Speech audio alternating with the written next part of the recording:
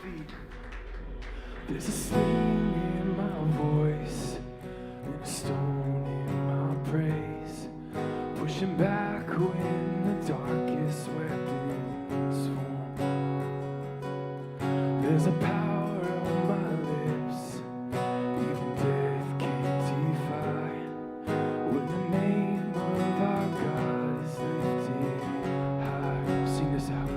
'Cause there is resurrection power when we sing the name of Jesus. Resurrection power when we raise a mighty sound. So come on, let the praise get loud. Make that empty grave resound.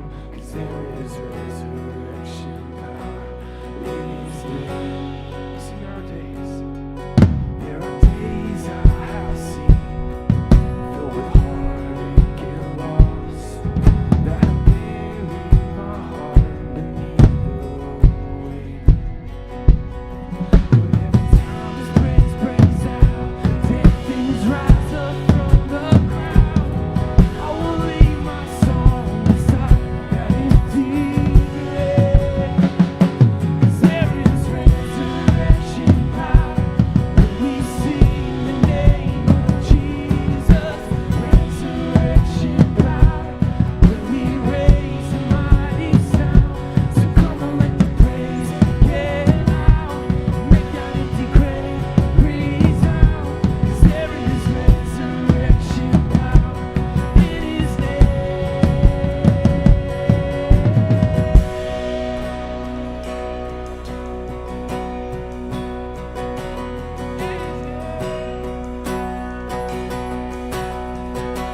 Sing us out, sing, dead man, come out.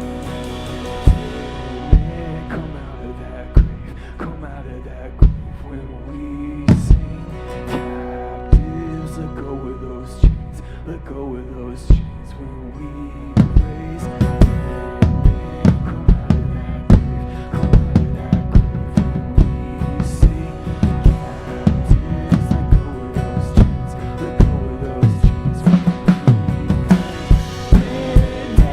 come out of that grave, come out of that grave when we say, captives, let go of those chains, let go of those chains when we pray.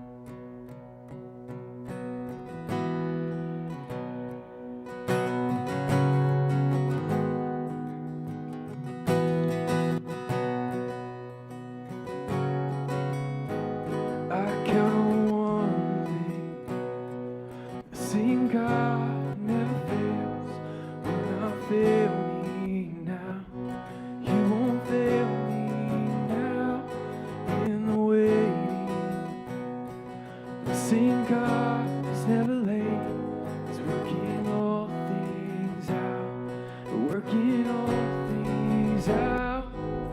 Oh yes, I will lift you high in the lowest valley.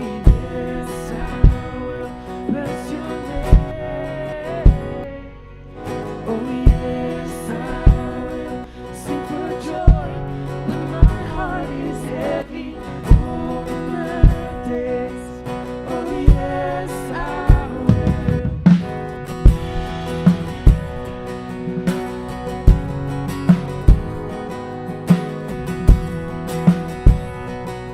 See, I count on one thing. I count on one thing. Seeing God never fails, and I fail me now. You won't fail me now. In the way, seeing God who's never made is working all things out, working all things out. Oh yes, I will lift you high in the lowest valley. Yes, I will bless your name. Oh yes, I will sing for joy when my heart is heavy. Oh yes, I will. All my days. Oh yes, I will. I choose to praise, to glorify the name of all names.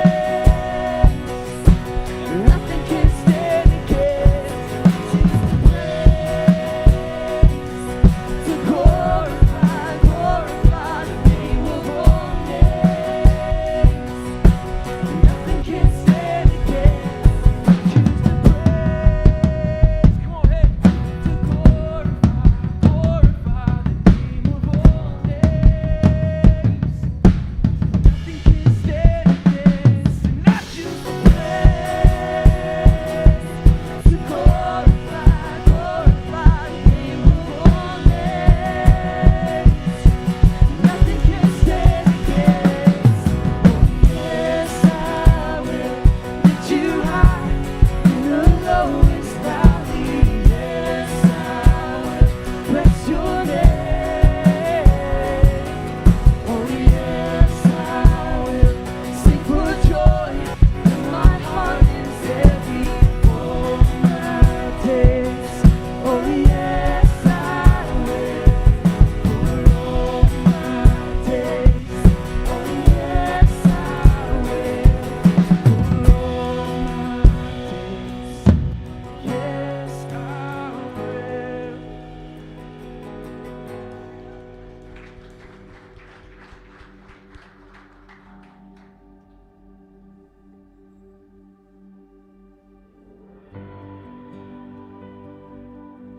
God, we come before you with open hands. Reveal to us what we need to let go. Show us your way. Here is where I lay it down. Every burden, every crown. This is my surrender. This is my surrender. Here is where I lay it down. Every lie and every doubt. This is my surrender. And I will make a room for you to do whatever you want to do whatever you want to. Oh, I will make a room for you to do whatever you want to do whatever you want to. Oh.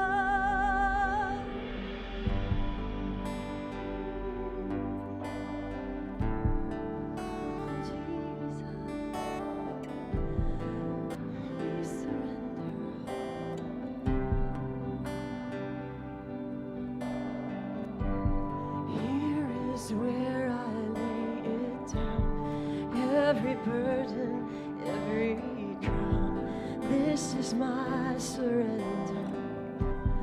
This is my surrender.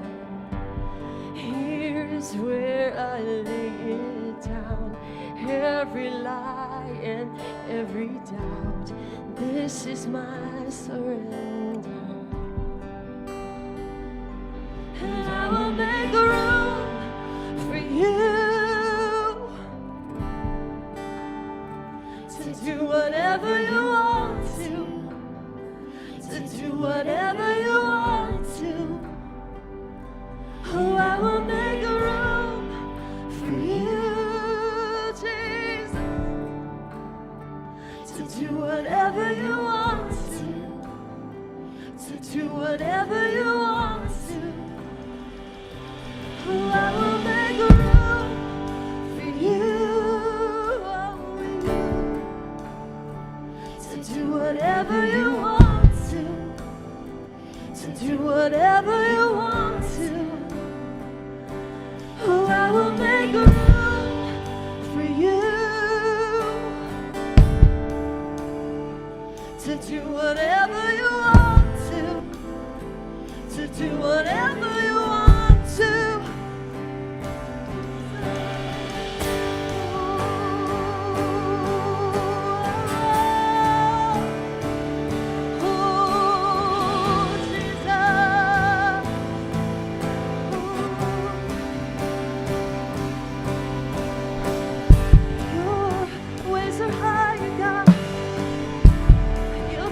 Are higher. Word goes out, it won't return void. For eternity, Lord, show us your way. Show us your way.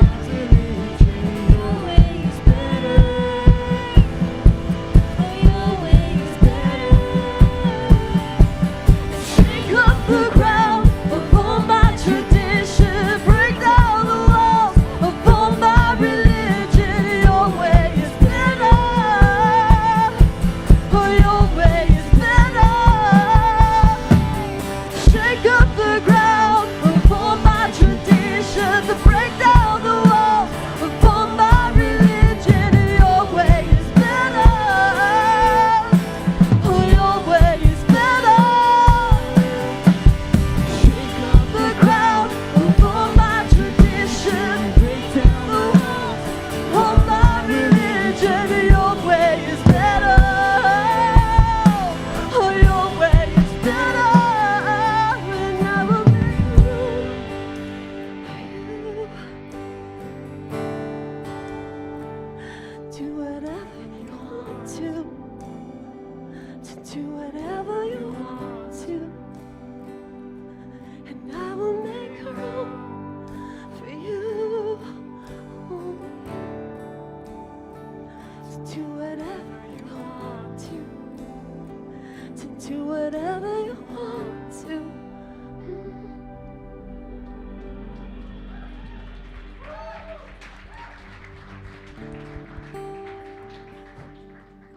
I good? Good? You hear me? Good morning, everybody. It's good to see you today. Well, if this is your first time here or first time in a long time, let me welcome you to Tribe Church. I'm Jeff Bohannon. I'm part of the leadership team here, and I have a couple announcements for you. On July 4th, we're going to have water baptism. How cool is that, right?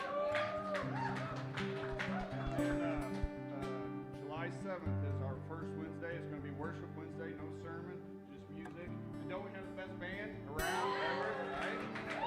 And if you want to be a part of the baptism, or if you're new, there's a number on the back you can text. And meow right now is what we like to do, our social 30, greet the people around you to your comfort level. Make sure you talk about how good watermelon is.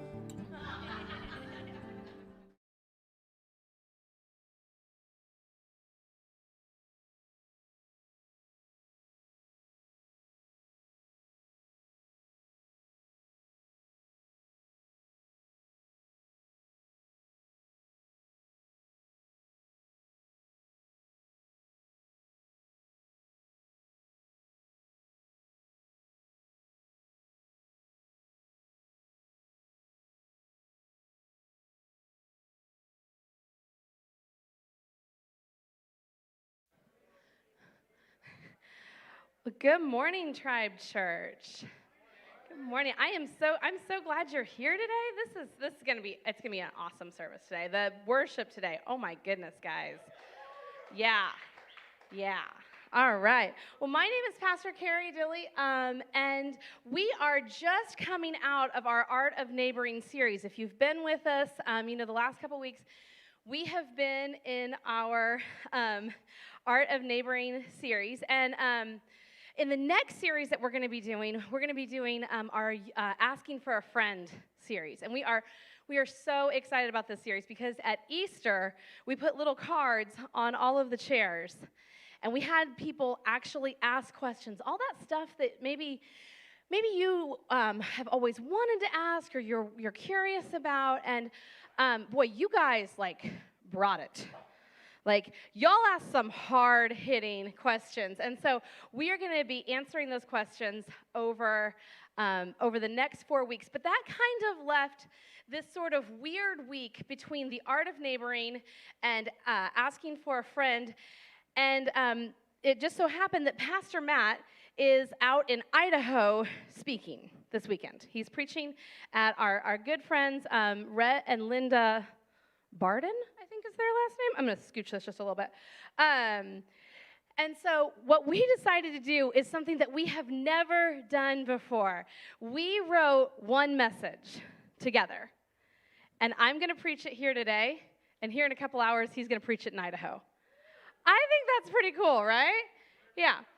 And so one of the things that we always do whenever we speak at other churches, or that we feel like we see a lot when we bring in guest speakers, is that they honor the pastors of that church, or we like to honor the pastors of that church. So in this part of the sermon, Matt is going to spend some time honoring Rhett and Linda and their family, but I decided to take this time to honor Matt. So here we go. Keep in mind I'm married to this guy, so... Matt works so hard for Tribe Church and for our family. One of the things I love about him is that he is so wise. And he is wise because he never stops learning and he never stops growing. I've known this guy a long time. We met when we were 8, okay? And so he has never stopped learning. He has never stopped growing. And he's actually working on his doctorate right now. Okay? I know, right? I know, you can applaud that, absolutely.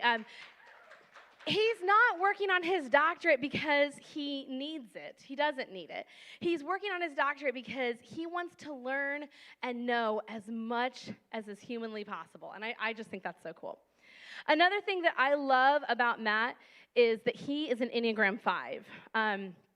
For those of you who don't know what the Enneagram is, the Enneagram is it's a tool. It's one of many tools that we use to understand ourselves and to understand each other. And Matt is an Enneagram 5, which means he spends a lot of time inside his own head. And one of my favorite descriptions of an Enneagram 5, I actually wish I had written this because it's so good, but I didn't. But that an Enneagram 5 is like a curio cabinet. And those cabinets that have you open up the cabinet and then there's drawers in it, and sometimes you open up a drawer and there's another drawer inside the drawer. That is Matt. Just when you think you've discovered everything that there is to know about him, you find another layer. You find another hidden treasure about him. And I just think that is so cool. And the last thing I want to say, I have many, many things that I admire about Matt, but the last thing I want to say is that Matt is brave. Like I said, he's preaching in Idaho this weekend, and his buddy Rhett decided that he wanted to honor Matt in what Rhett thought was going to be a really cool, fun way. Some of you are laughing because you already know. He called him Thursday night. Matt got on a plane Friday morning, and he goes, "Guess what, buddy? I have booked us a whitewater rafting experience for Saturday." And Matt was like, "Oh, okay." We have a picture.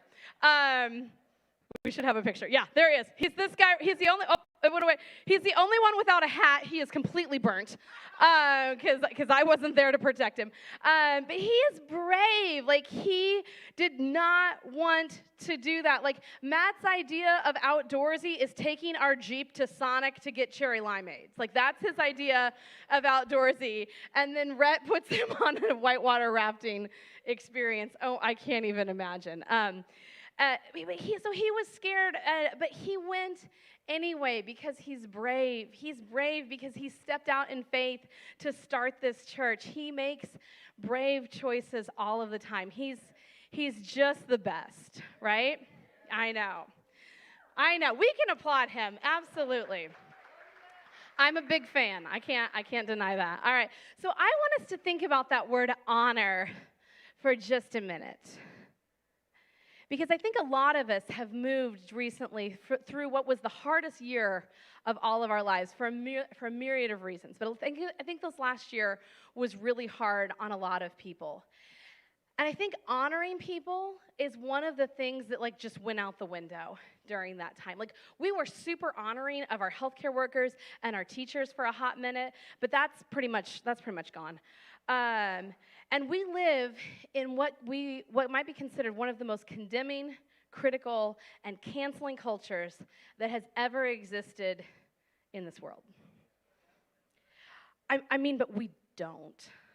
We don't. Like, think about it. Like, I think in a lot of ways, we live in a more loving, kind, and uplifting culture that has ever existed. Okay? I remember when I was like 16, 17, 18, when I like after the talk, but like before like the real talk, you know what I'm talking about? My mom told me like every generation thinks they invented sex. And that's true. I think that's true. But I also think every generation thinks they invented like criticizing. They're like, oh, back in the day, nah. It's been bad. I genuinely think we are getting better. I think there are more opportunities than right now for people than have ever existed before. I think that the message that all people need and deserve love is more prevalent in our society than it has ever been before. But here's the problem. We have too much access to each other. We have too much access to each other's thoughts, to each other's opinions. And when it comes to what is shared specifically on the internet, people are far more likely to share the bad than the good. You are more likely to leave a bad review than you are to leave a good one. And I know this for sure because I run a small business during the summers called Miss Carrie Swim School. I teach about 45 lessons a week, which is a lot, you guys. I'm so tired all the time. I'm going to be 40 this year. I'm teaching it's a lot. It's a lot of time in the water. By the end of the summer, I will have taught over 700 lessons. And I have had parents sit on my pool deck and cry watching their kids swim. I have taken kids from I won't put my face in the water to jumping off the diving board and swimming to the wall in just a handful of lessons. I've been doing this for a hot minute, so I'm okay at it, you know. I work with tons and tons of families every year, and I work myself out of a job every year, meaning like I take kids from like needing me to not needing me, and then I got to go find more kids. And do you know how many reviews I have on my Facebook page that's liked by like almost 400 people? 5. I have 5 reviews, and I specifically asked for like 3 of those. Okay? Now, if you are someone who is a client of mine, this is not me saying, please review my site. That is not what I'm saying. I'm saying I know that my families love how I make their kids feel. I know that they love coming to the swim school. I know all of these things, but I think we have established a habit of not honoring people with our words. We are far more likely to point out the shortcomings and the flaws than we are to pointing out the really good things that are happening all around us. And the value of honoring one another is one of the most important values in our culture today. And I think it's the one that's missing. And if you are a follower of Jesus here today, we are called to live in a different way. Instead of condemning and criticizing and canceling, we need to be uplifting and loving and honoring each other because we're called to live in a different way. So we're going to start in Paul's letter to the Romans today. And we're going to start in Romans 12:10. It says, honor one another above yourselves. the people you like, the people that you don't like, the ones that you agree with, the ones you don't agree with. You need to honor them above yourself. I love this because Paul kind of sets the standard for us. We need to honor one another. Okay, Paul, how much? And he says, honor them more than yourself. And for some people I know, to honor someone else more than they honor themselves would mean that they would be honoring other people like a whole lot. Do you know some people like that? But I don't think we look for ways to honor people in our society. But friends, that is not new. Look at these verses about Jesus from the book of Mark. Jesus has been out. He's already started his ministry. He's performing miracles. He's healing people. He's been out in the world. And then it says, we're going to go into Mark chapter 6. It says, Jesus left there and went to his hometown, accompanied by his disciples. When the Sabbath came, he began to teach in the synagogue, and many who heard him were amazed. Okay, so he's in his hometown. He's in the place where he grew up. He's in the place where he was a little boy. And he says, they're impressed by him. They can't believe him. They don't understand where he's getting all of this wisdom, how he's doing all of these amazing things, because it says they're saying to themselves, where did this man get these things? They asked. There we go. What's this wisdom that has been given to him? What are these remarkable miracles that he is performing? And they go on and they say, isn't this the carpenter? Isn't this Mary's son and the brother of James, Joseph, Judas, and Simon, and his sisters here with us? And they took offense at him. Hear this now. When you are offended by a person, and it is so easy to be offended right now. When you are offended by a person, you cannot receive anything good from them. Your heart closes up. Your mind closes up. And look at Jesus' response to this toxic culture that he encounters in his hometown. Jesus said to them, a prophet is honored everywhere except in his hometown, among his relatives, and in his own home. There are places where he receives honor, and there are places where he doesn't. And guys, I know this because I've lived it. I remember the church where Matt and I were volunteers.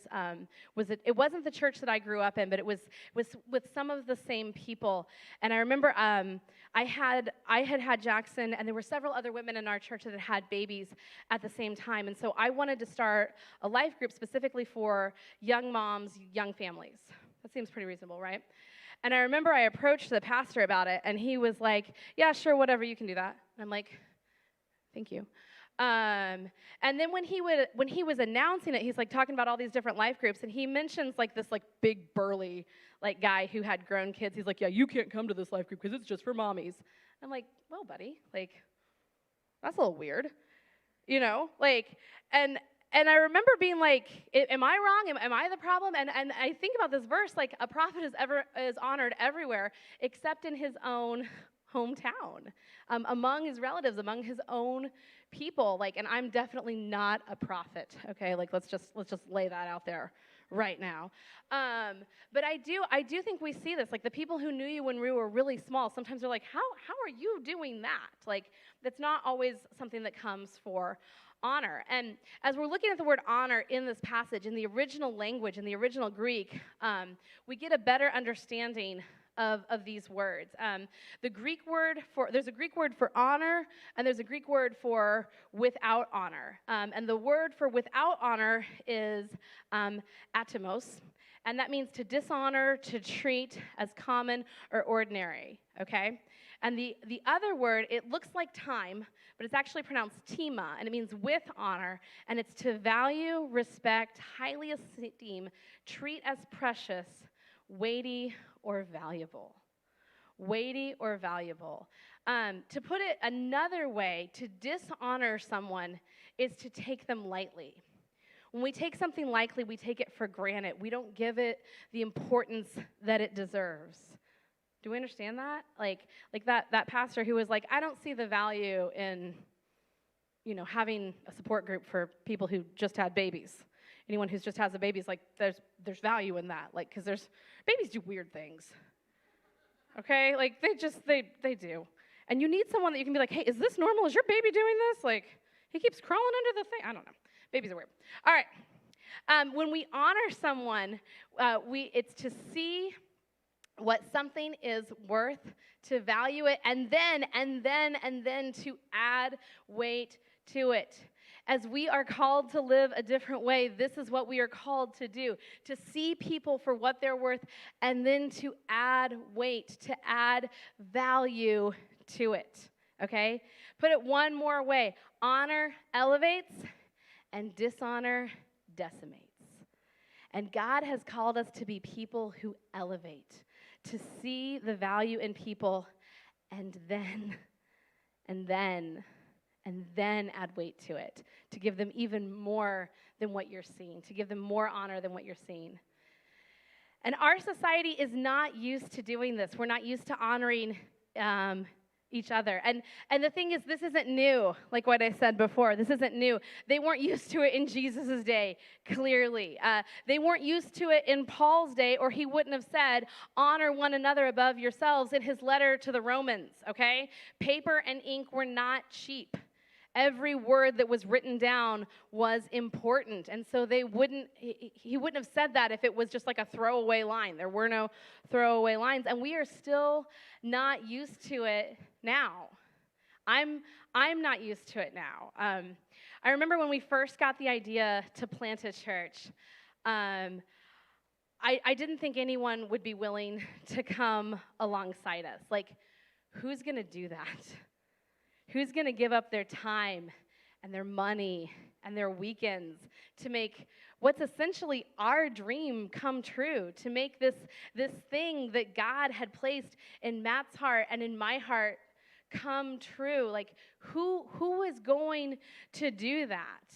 And then God brought us Jason and Melissa Keller, and he brought us Joe and Maddie Ray, and he brought us CJ and Steele Summers, and they came alongside us, and they sacrificed their money and their time, and then they added weight to it. Like, they were already doing these things, and we're part of a church planting organization called ARC, which literally teaches people how to plant churches.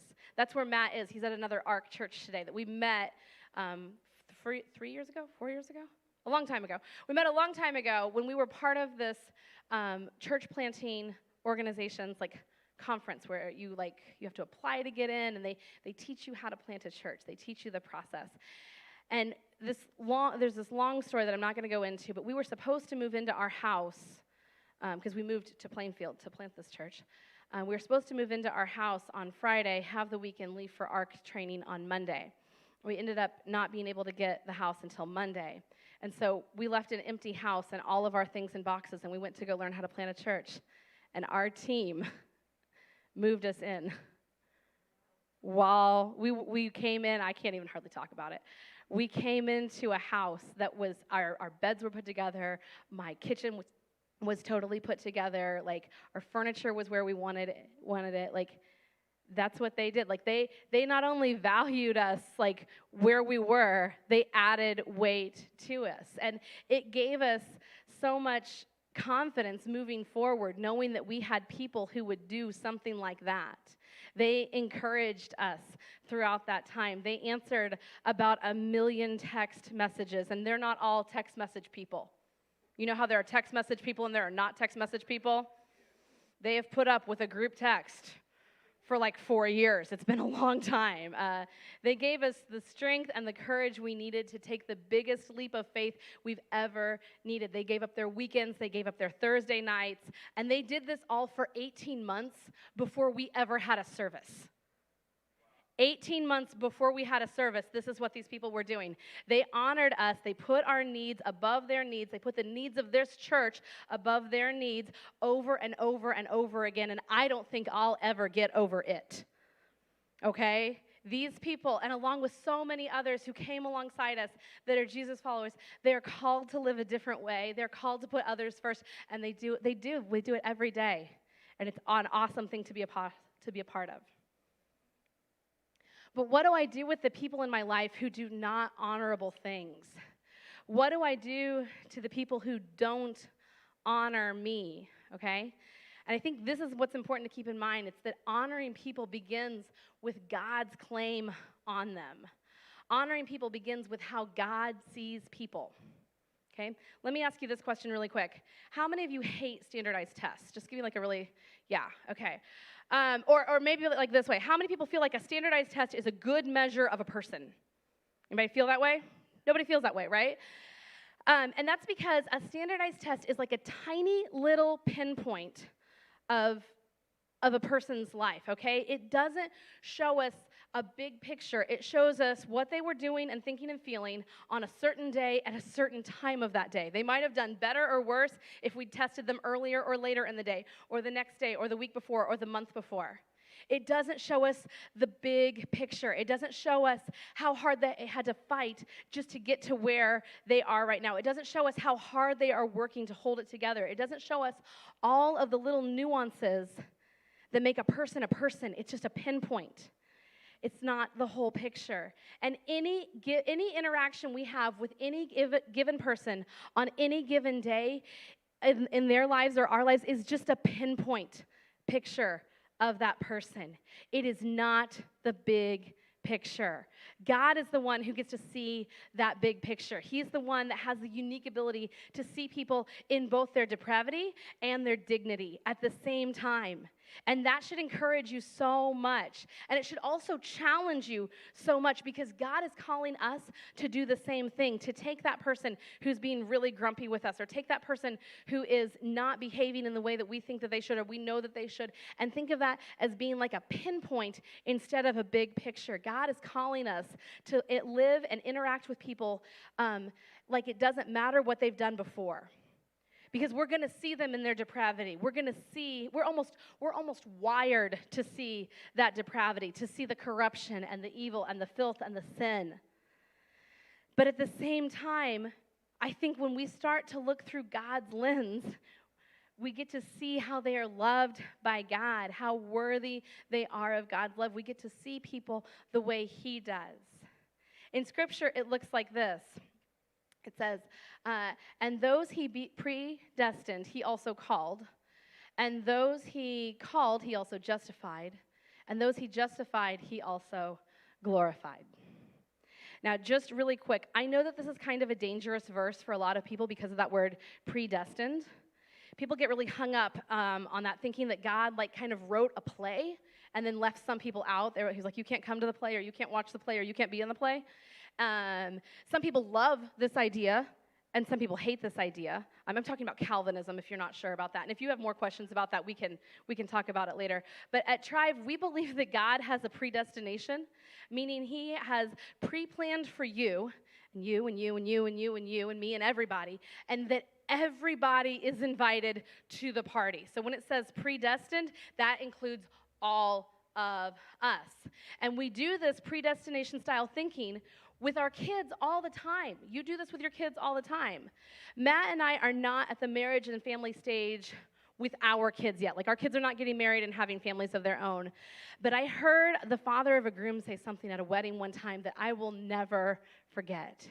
He was talking about his son, and he said, "We are not surprised, but we are very proud." Right? We are not surprised, but we are very proud. He's like, I wasn't surprised. I did everything in my power to set them up for success, but it wasn't all up to me. Some of it was up to them. And I am very proud of what my son has accomplished. And that's how we view predestination, that God has a predestination for every single person, that God has called every single person. He sees you as called, and He sees you as justified, and He sees you as glorified. Even when you mess up, God sees both the depravity and the dignity. We said a couple weeks ago in our parenting series that kids don't need any help knowing when they've messed up.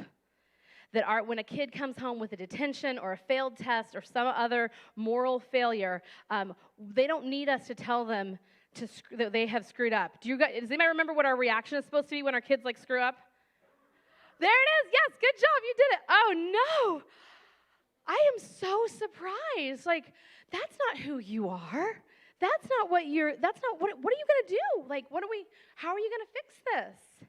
And if you've had the opportunity to try this with your kids, you already know how well it works.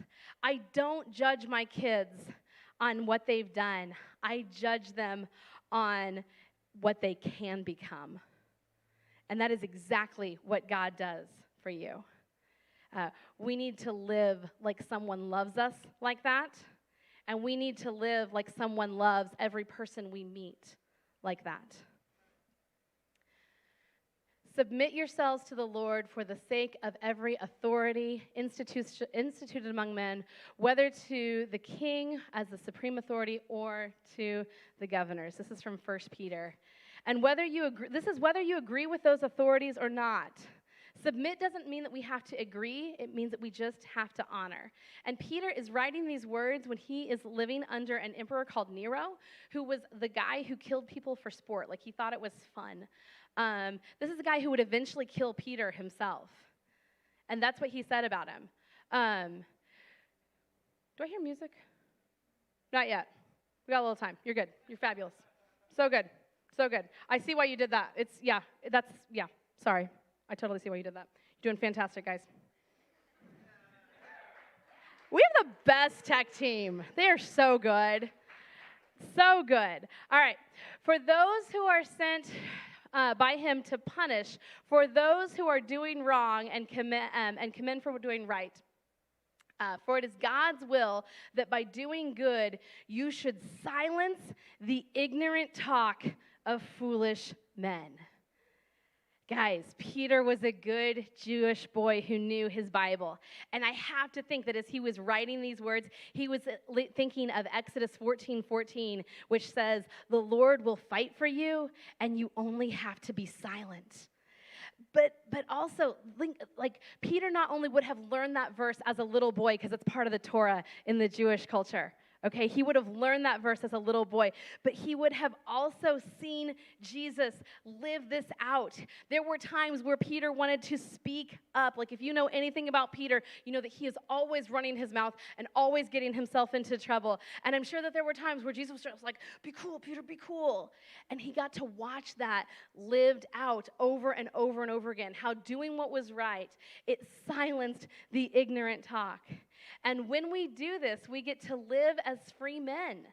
But do not use your freedom as a cover-up for evil. Live as servants of God. Show proper respect to everyone. Love the brotherhood of believers. Fear God and honor the King. Why does God call us to do this?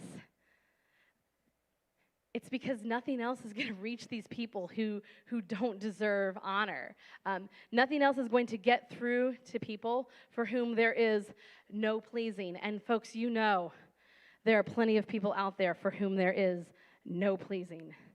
What else is going to speak to these toxic people, to those people who constantly condemn, who can't stop criticizing everyone around them, people who cancel first and ask questions later?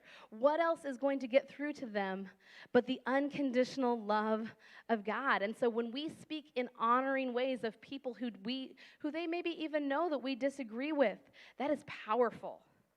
That is significant in their lives. When people come at us, and guys, they come at us. You know they come at us. And we don't respond. We don't get down in the muck. That is significant to these people. A lot of you know that I was a teacher before I was a pastor. I wasn't a pastor before I was a teacher. I was a teacher before I was a pastor. And as I've said many, many times from the stage and in many conversations, one of the things that I never did when I had parent-teacher conferences was say a bad word about a student. And I had a mom come in one time, and this kid was rough. Like, this kid had issues. She was really struggling in school. Her grades were terrible. It didn't seem like she was trying very hard. She wasn't very clean, and her clothes were weird, and she didn't change them very often. Like, you know how you can tell when someone has slept in their clothes, like, for days? That was this kid.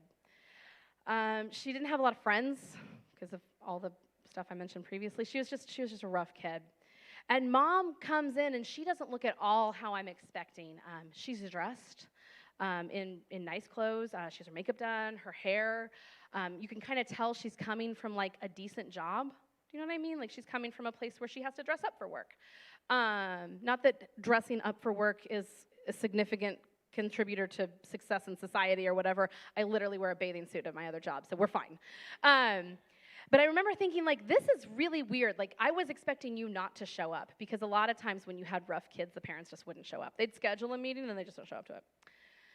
And mom comes in, and and I say what I always say. I say, I can't wait to talk to you about your kid. And she looks me in the eye and she goes, she's a brat. Her grades are terrible. Like, I don't know what to do with her. And I, like, pop my eyeballs back in my head because I can't hide how I'm feeling. And I just go right into what I always did. I kind of breeze past it, and I say 3 things that I liked about her child. And that's how I always started my conferences. And mom starts crying, and it all comes out. So this little girl had some major texture issues. She didn't like the way certain fabrics felt on her body. She couldn't take the way her clothes felt on her skin. She only had a few items that she was willing to wear, and she wouldn't let mom wash them. And the way she kept mom from washing them was just literally never taking them off. And I don't know if you've ever tried to undress a 5th grader, but like they don't like that, you know, like they get real squirmy. And there was some medical stuff going on too that I'm not going to get into because, you know, HIPAA. But we continue on with this conference, and I tell her about the things that we're doing at school, what she can expect in the coming months. And then I just kind of talk to her like some mom stuff. I said some things that we could do at school to make her daughter more comfortable. And mom cries the whole time. She just sits there and cries the whole time. And as she's leaving, she thanks me for taking care of her daughter when she's at school. And she says this, and I will never forget this because I was just undone. She says, she's my best friend. We went from she's a brat to she's my best friend in 15 minutes with a handful of compliments and eye contact and listening. Just giving people a soft place to land and listening. And that kiddo ended up having a better year. That mom found more clothes that worked for her, and I got on it. I was like, if I'm at Walmart and I'm like, look, I'm like sending her pictures. I'm like, hey, I think she might like this. Do you think she would wear this? Like, buy one in every color. And that worked. And hearing dignity spoken over her daughter gave mom permission to pour more dignity into her daughter. And the more dignity she poured into her daughter, the more that little girl came to life. Cleaner clothes helped this little sweetie make more friends at school. My understanding of her medical condition that was not made aware to me anytime before that conference, helped me help her. It added dignity. And when we ascribe honor to someone, they often become more honorable. Don't wait for people to deserve it. Give it away, entity. Don't wait for people to ask for it. Give it away freely. How we treat people with honor is going to cause them to act with more honor. We said this in our parenting series, but it applies to so many other relationships. We need to loan people our strength rather than reminding them of their weaknesses because they know. They know what their weaknesses are. We need to build them up before they deserve it and hope and pray that they rise up to that level because we've added weight to it. So how do we do this? What are some practical ways that we can honor people in our lives, starting today, starting right now? The first one is don't post or respond anything negative on the internet. This is pretty simple, but I feel like people struggle with it. This is a good place to start. And listen, if you need to type it out and then erase it, that's fine. That's okay. You can do that. I occasionally screenshot stuff to Matt and send the thing that I want to write on there, but I can't. I do that, okay? But I don't put it on the internet. We have too much access to each other's thoughts, okay? Number 2, don't speak poorly of anybody. This is probably a given, right? This is probably a given, but take it a step further, okay? Because maybe you're complaining about some people in your life, maybe you're not. I don't know your life. But please, don't ever speak ill of your spouse or your kids to anyone ever. Don't do it. There is no good that comes of that. Do not complain. I have had workplaces where I'm not accepted because I refuse to speak ill of my spouse at lunch. Because I'm not just going to let lunchtime be just like an airing of grievances about our collective spouses and children. I'm not going to live that way. Okay? Don't speak don't speak poorly of anybody, especially not like the one person in your life that you chose. I didn't choose my parents. I didn't choose my kids. I chose one person, and it's Matt Dilley, and I'm crazy about him. Okay? Right? Okay. Last one. Notice people. Pay attention to the little things. Pay attention to the big things. And then, and this is the hard part, say something about them. You are going to have to use your words here, people. You are going to have to compliment a nice meal, compliment a new outfit, compliment a haircut, compliment a job well done, compliment a job that's halfway well done. When we ascribe honor to someone, they often become more honorable. Celebrate everything. Be extra. Make it weird, guys.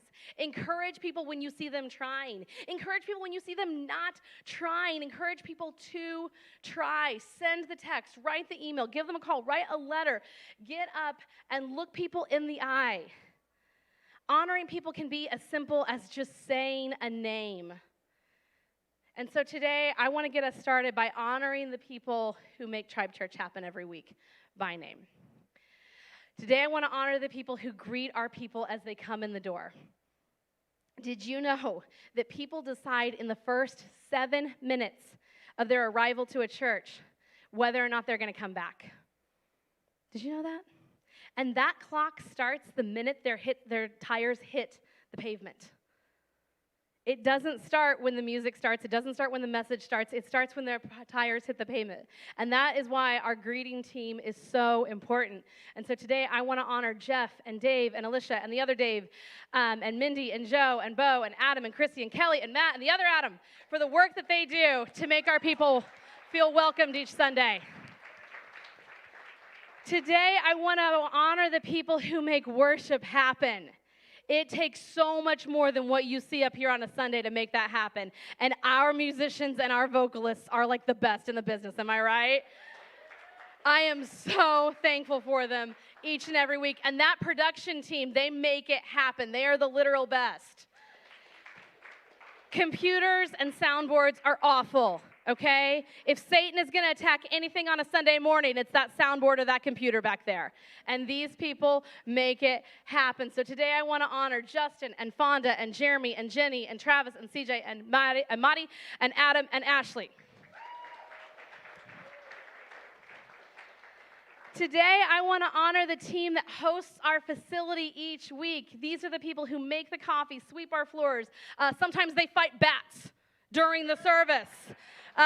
To make our building as welcoming as possible. Today I want to honor Melissa and Jeff and Joe and Keely and Fonda. Woo! And I also want to throw Morgan in there. She's the one who takes all of the awesome pictures that you see online.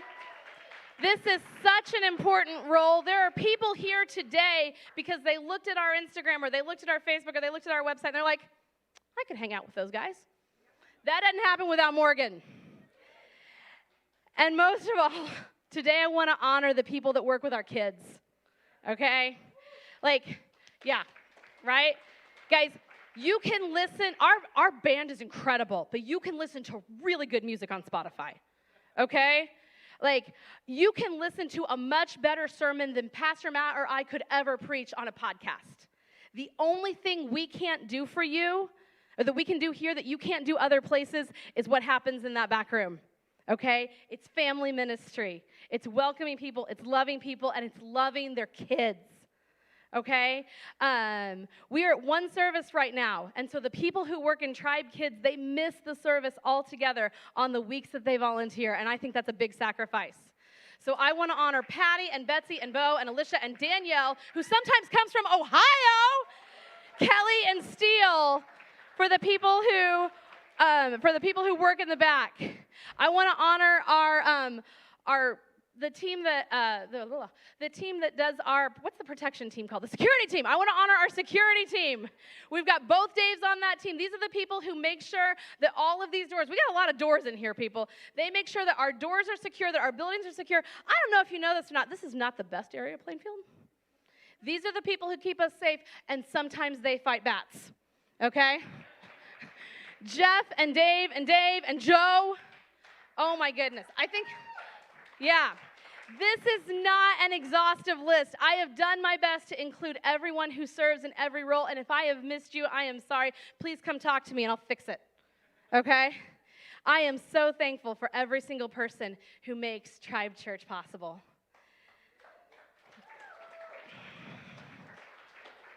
I want to leave you with this thought today.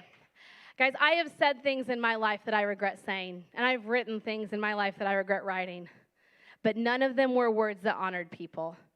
There has never been a time that I have honored someone with my words, with my spoken words, with my written words, and I've regretted it.